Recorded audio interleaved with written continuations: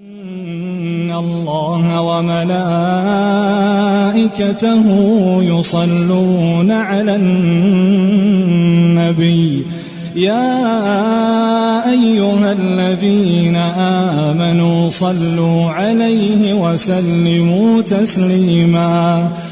سلام الله عليكم ورحمته وبركاته. معكم مي عبد الكريم، مذيعة قناة اليوم السابع الرياضية. مرحبا بكم في قناة اليوم السابع الرياضي، مع الإثارة، مع المتعة، مع الكورة نبتدي الحكاية. لكن تحليلك للمباراة، هل المنتخب المصري صعبها على نفسه بسبب الفرص الكثير المهدرة؟ اولا الحمد لله طبعا وبرحب بحضرتك. صعبنا الامور بس كان في باد لك في الفرص الاولانيه، يعني في قبل ما يخش فينا جون في فرص كتير قوي، يعني تركيز، قله تركيز، اصرار على الفرصه كانش موجود. وانا حذرت قبل الماتش ان مش عايزين نفوق الفرقه طبعا. زيمبابوي صدقوا نفسهم في بعد الجون. طبعا لاي فرقه في العالم لما مهما كان كبيره وصغيره بعد ما بيجي جون الحاله المعنويه بتاعته بتعلى، فده اللي حصل.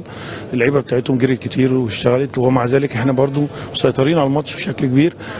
عندنا فرص كتيره في الشوط الاولاني قبل الجون وبعد الجون، وفي الشوط الثاني زي ما انت شايف شويه تركيز واتقان في الفرص كانت ممكن الماتش ما يتصعبش يعني. لكن في نفس الوقت ربنا هي دروس مستفاده، يعني انا وقلت للعيبه كده، يعني المكسب جه بصعوبه عشان نعرف، واللي انا قلت لهم البطوله مش سهله، مطلوب مننا احنا المنافسه. وانا قلت في المؤتمر الصحفي من حقنا ومن حق مصر ومن حق جماهيرنا ان احنا لازم نكون مرشحين من ضمن المنتخبات الكبيره اللي بترشح للبطوله.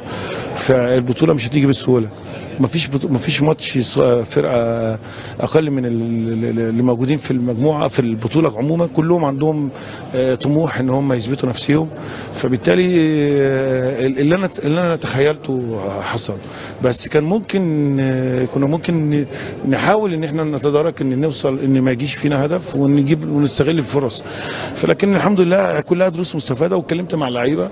إذن هذا هو لقاء طبعا حسام حسن المدير الفني للمنتخب المصري بعد هذا الفوز الذي كان مهما للغاية في بداية المشوار الأفريقي. مبروك للمنتخب المصري، وطبعا بالتوفيق لكل منتخباتنا العربية. لا يسعني في ختام هذا الاستوديو إلا أن أشكر ضيوفي الأعزاء نجوم التحليل في قنوات بين سبورت. شكرا لمشاهداتكم. لو سمحتم ما تنسوش تشتركوا في القناة وتفعلوا زر الجرس لكي يصلكم كل جديد من أخبار الكرة وأخبار اللاعبين والمباريات.